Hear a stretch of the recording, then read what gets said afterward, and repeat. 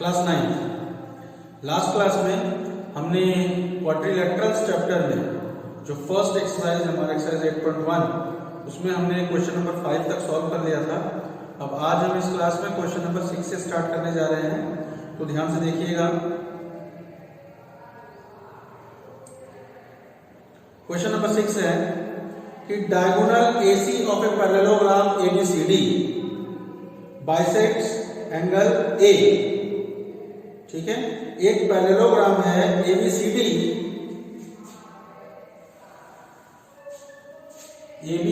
एक पैरेललोग्राम है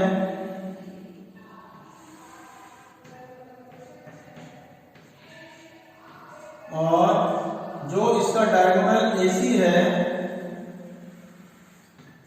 वो एंगल A को बाइसेक्ट करता है, यानी कि ये दोनों जो एंगल्स हैं ये दोनों इक्वल है। मान लिया इसको एंगल 1, तो ये भी हमारा एंगल 1 ही हो जाएगा। ठीक, अब शो दैट, हमें शो करना है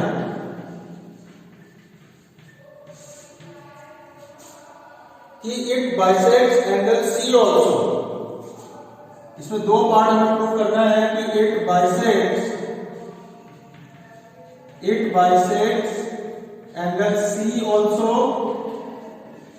और सेकंड है कि ABCD इज ए रोम्बस। ठीक, और हमें दिया क्या हुआ है कि ABCD इज ए पैरेललोग्राम और AC bisects angle A। AC bisects angle A, ये हमें गिवन है। तो चलो स्टार्ट करते हैं। तो देखो, पहला जो हमें प्रूफ करना है वो क्या है कि it bisects angle C also, मतलब कि हमें इन दोनों एंगल्स को इक्वल दिखाना है। ठीक है, तो देखो, चूंकि हमें दिया क्या हुआ है, गिवन क्या है कि ABCD is a parallelogram. ABCD अगर एक पैरेललोग्राम है, इसका मतलब कि जो ऑपोजिट साइड्स होंगे वो हमारे पैरेलल होंगे। ठीक है, ऑपोजिट साइड्स अगर हमारे पैरेलल हैं, इसका मतलब AB is parallel to DC, और जब AB DC के पैरेलल होगा तो ये वाला जो एंगल है वो इस एंगल 1 के बराबर होगा। क्यों? क्योंकि ये दोनों जो है अल्टरनेट इंटीरियर एंगल्स हैं। ठीक है, सिमिलरली ये एंगल और ये एंगल भी आपस में बराबर होगा। क्यों? क्योंकि ये भी दोनों हमारे अल्टरनेट इंटीरियर एंगल्स हैं। तो पहले हम इतना लिखें कि सिंस प्रूफ में, पहले हम प्रूफ लिखते हैं, since ABCD is a parallelogram, therefore AB is parallel to DC and AD is parallel to BC. ठीक, and therefore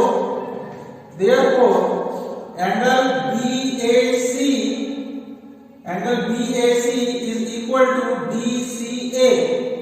ठीक है, तो यहां पर हमने लिख दिया कि angle DCA is equal to angle BAC।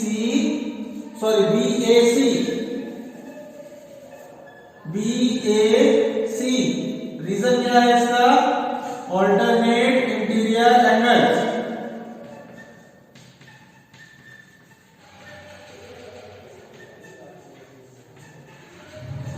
ठीक है, सिमिलरली जो हमारा ये वाला एंगल है वो इस एंगल के बराबर है, यानी कि एंगल BCA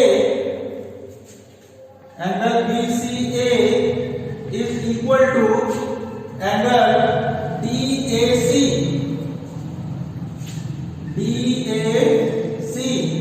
इसका भी रीजन वही है, ऑल्टरनेट इंटीरियर एंगल्स। ठीक है, बट हमें गिवन क्या है गिवन है हमें कि ये दोनों एंगल्स हमारे इक्वल हैं, यानी कि BAC और DAC ये दोनों हमारे इक्वल है। बट गिवन है कि angle BAC is equal to angle DAC, ठीक है।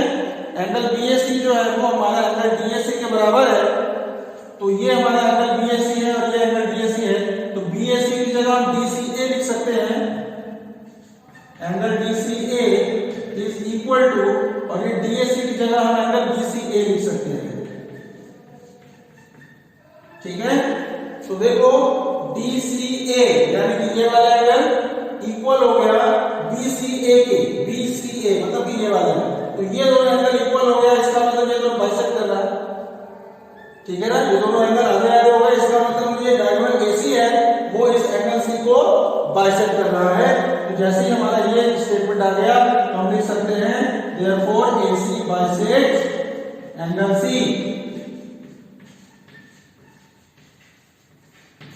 ठीक है। तो ये हमारा फर्स्ट पार्ट प्रूफ हो गया, क्लियर। अब सेकंड पार्ट क्या है हमारा कि फर्स्ट पार्ट तो ये हो गया, सेकंड पार्ट है हमारा कि ABCD is a rhombus. ABCD को हमें रोम्बस दिखाना है, तो ABCD रोम्बस तभी होगा जब इसके चारों के चारों साइड इक्वल हो जाए। फिलहाल हमें क्या मालूम है कि ABCD एक पैरेललोग्राम है, और ABCD पैरेललोग्राम है, इसका मतलब इसके ऑपोजिट साइड्स इक्वल है। हमें ये दिखाना है कि इसके चारों के चारों साइड्स इक्वल है। तो अब हम इसमें क्या करेंगे, देखो कि ये दोनों एंगल तुमने भी इक्वल दिखा दिया। एंगल मान लिया कि ये एंगल 2 है, ये एंगल भी 2 है। फॉर एग्जांपल ये दोनों दिया हुआ था कि ये दोनों एंगल इक्वल है, तो हमने इन दोनों का एंगल 1 एंगल 1 मान लिया, और इन दोनों को हमने प्रूव किया है, तो सपोज हमने दोनों का एंगल 2 एंगल 2 मान लिया। अब चूंकि ABCD एक पैरेललोग्राम है, therefore angle 1 is equal to angle 2. Why? Because they are alternate interior angles. और जैसे ही एंगल 1 एंगल 2 के इक्वल हो जाएगा, इसका मतलब ये भी एंगल 1 ही है, तो ये भी एंगल 1 एंगल 2 इक्वल हो जाएगा, यानी कि आप इस एंगल 2 की जगह पर एंगल 1 में लिख सकते हैं।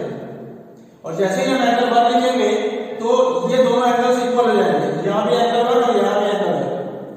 तो ये जो ट्रायंगल ADC है, किसी भी ट्रायंगल में मालूम है कि अगर दो एंगल्स इक्वल हैं तो उनके ऑपोजिट वाले साइड्स भी इक्वल होते हैं, ठीक। तो यहां से हम ये निकाल सकते हैं कि अगर ये दोनों एंगल 1 हो गए, यानी कि सेम हो गए, इक्वल हो गए, तो इनके ऑपोजिट का साइड AD और DC भी आपस में इक्वल होगा, तो एडजेसेंट साइड्स इक्वल हो जाएंगे, और इस वजह से हम कहेंगे कि जो हमारा ABCD है वो एक रोम्बस होगा, ठीक है। बस इसी को लिखना है सेकंड पार्ट में कि angle BAC is equal to angle BAC is equal to angle DAC, angle DAC is equal to angle 1।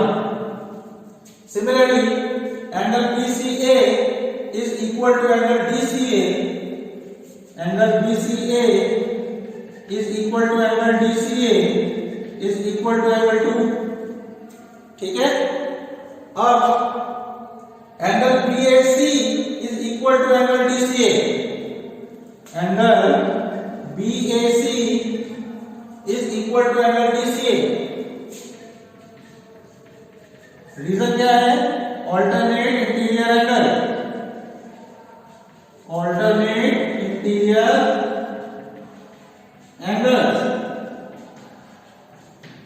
ठीक। तो जैसे ये दोनों इक्वल हुआ, इसका मतलब एंगल 2 में हमारा एंगल 1 ही हो गया। अब जैसे ही एंगल 1 हो गया तो ये दोनों एंगल्स हमारे इक्वल हो गए, therefore in triangle ADC, in triangle ADC DAC is equal to DCA, ठीक है। Angle DAC is equal to angle DCA and therefore AD is equal to DC, AD is equal to DC, तो adjacent sides भी हमारे क्या हो गए भाई, equal हो गए। जो हमारे एडजेसेंट साइड्स है वो इक्वल हो गए। और तो किसी भी पैरेललोग्राम में अगर एडजेसेंट साइड्स इक्वल हो गए, इसका मतलब चारों के चारों साइड्स इक्वल हो गए, therefore ABCD is a rhombus. ठीक, इसी चीज को हम खाली यहां लिख लेते हैं।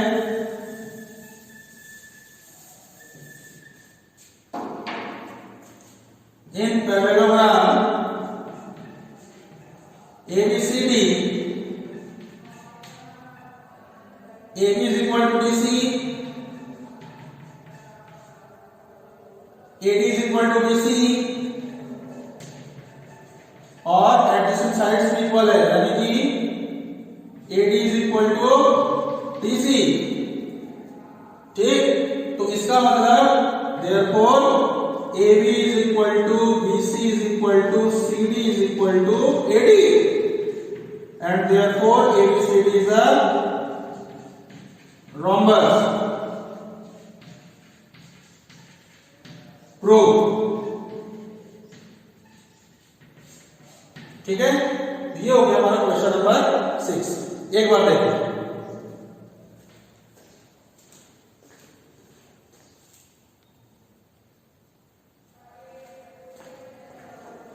चलो अब नेक्स्ट क्वेश्चन नंबर 7।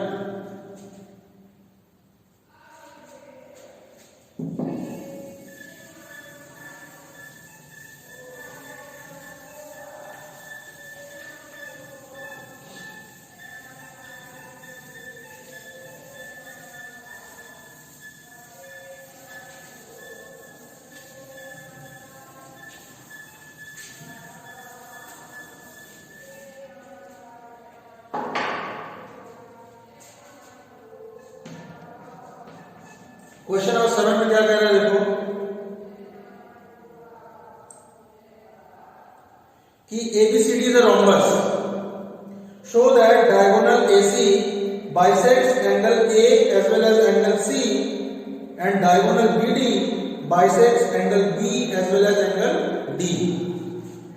तो इसमें कह रहा है कि ABCD एक रोम्बस है, ABCD एक रोम्बस है, ABCD, और हमें प्रूफ क्या करना है कि इसका जो डायगोनल है AC वो एंगल A को भी बाइसेक्ट करता है और एंगल C को भी बाइसेक्ट करता है, ये हमें प्रूफ करना है। तो देखो गिवन में हम सबसे पहले लिख लें कि ABCD इज अ रोम्बस, और ABCD रोम्बस होने का क्या मतलब हुआ, therefore AB is equal to BC is equal to CD is equal to AD। और हमें प्रूफ क्या करना है, AC bisects angle A and angle C, और BD जो सेकंड वाला डायगोनल है वो bisects angle B and angle D। ठीक है, तो देखो सपोज हम फर्स्ट वाले को प्रूव करने जा रहे हैं कि AC एंगल A और एंगल C को बाइसेक्ट करता है। तो इसमें हम क्या करेंगे, जैसे ही हमने AC डायगोनल ज्वाइन किया तो हमारे पास 4 एंगल्स बन के आ जाएंगे। सपोज हमने नाम ले लिया 1 2 3 4। क्लियर, अब देखो इसमें चूंकि ये रोम्बस है तो इसके चारों साइड इक्वल है ना, और रोम्बस एक पैरेललोग्राम में होता है, इसका मतलब अपोजिट साइड्स हमारे पैरेलल भी होंगे। तो प्रूफ,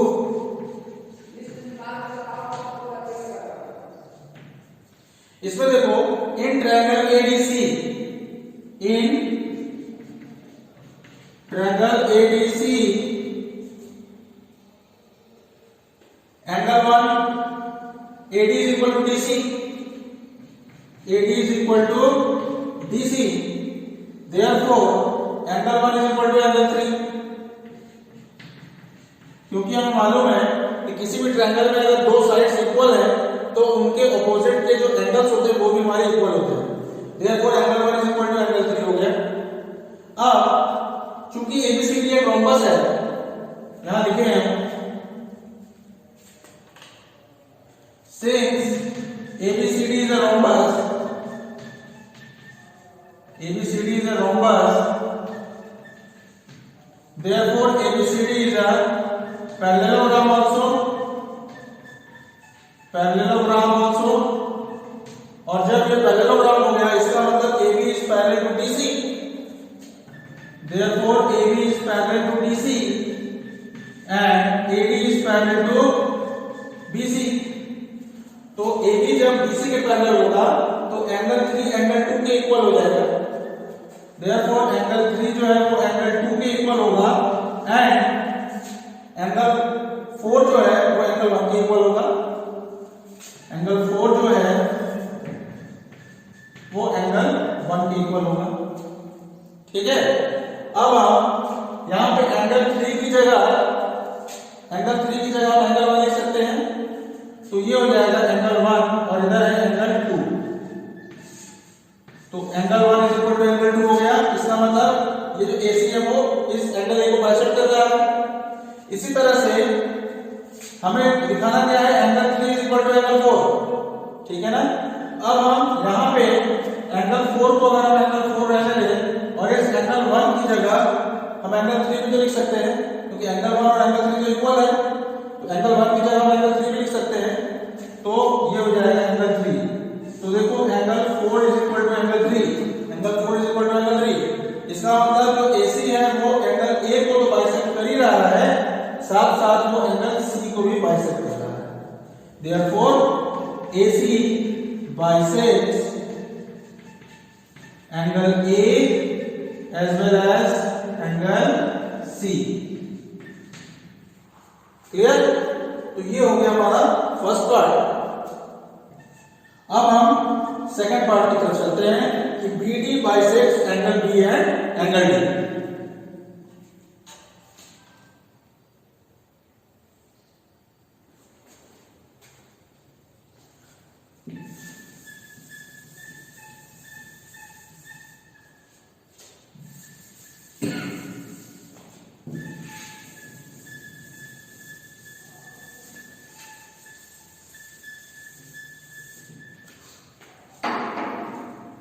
फिगर को हम दोबारा बना रहे हैं। अब हम BD डायग्राम को ज्वाइन करेंगे, A B C D। अब हम BD डायग्राम को ज्वाइन करें तो हमें प्रूव करना है कि ये दोनों एंगल इक्वल होंगे और ये दोनों एंगल इक्वल होंगे। सपोज हमने नाम दे दिया इसको 5 6 7 और 8। क्लियर? तो हमें दिखाना क्या है, एंगल 5 इक्वल टू एंगल 6 और angle 7 is equal to angle 8। अब देखो in triangle BCD, in triangle BCD BC is equal to CD, BC is equal to CD। क्यों? क्योंकि ABCD एक रोम्बस दिया हुआ है, चारों साइड से इक्वल होंगे, तो ये दोनों भी आपस में इक्वल हो जाएंगे। ठीक, तो BC is equal to CD। अब जैसे ये दोनों साइड से इक्वल होंगे तो एंगल 6 जो होगा वो एंगल 8 के इक्वल हो जाएगा। Therefore angle 6 is equal to angle 8। ठीक है, अब इसके बाद चूंकि ABCD एक रोम्बस है तो ABCD एक पैरेललोग्राम भी होगा और इस वजह से AB और BC हमारे ऑपोजिट साइड्स हैं जो कि पैरेलल होंगे और एंगल 8 जो है वो एंगल 5 के इक्वल हो जाएगा। रीजन क्या है, ऑल्टरनेट इंटीरियर एंगल्स।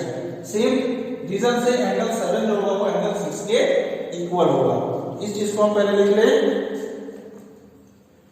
कि since ABCD is a rhombus, since ABCD is a rhombus, therefore ABCD is a parallelogram also. ABCD is a parallelogram also, and therefore opposite sides are parallel. AB is parallel to BC and AD is parallel to BC. ठीक है। अब जैसे ये दोनों sides opposite sides आपस में parallel हुए तो एंगल 8 जो होगा वो एंगल 5 के इक्वल हो जाएगा and angle 6 is equal to angle 7। Angle 7 is equal to angle 6, suppose ऐसा हमने लिख दिया। एंगल 7 में वो एंगल 6 के इक्वल हो जाएगा। अब देखो यहां पे एंगल 8 की जगह हम एंगल 6 लिख सकते हैं, है ना। यहां पे एंगल 8 है, वहां पे हम एंगल 6 लिख सकते हैं। तो ये हो जाएगा angle 5 is equal to angle 6 और angle 5 is equal to angle 6 का मतलब ये जो डायगोनल BD है वो इस एंगल B को बाइसेक्ट करता है। सिमिलरली यहां पे एंगल 7 इज इक्वल टू, अब इस एंगल 6 की जगह पे हम लिख सकते हैं एंगल 8, ठीक। तो यहां पे हमने लिख दिया एंगल 8 और angle 7 is equal to angle 8 का मतलब कि ये जो डायगोनल BD है वो इस एंगल D को भी हमें बाइसेक्ट कर दे रहा है, ठीक। तो हम यहां पे लिखेंगे देयरफॉर डायगोनल BD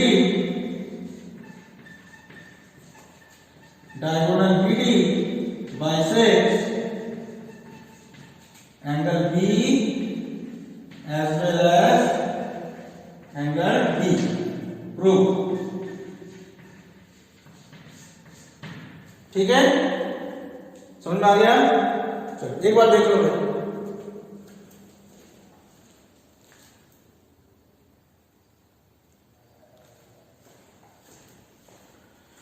तो चलो आज इस क्लास में क्वेश्चन नंबर 7 तक ही रहेगा।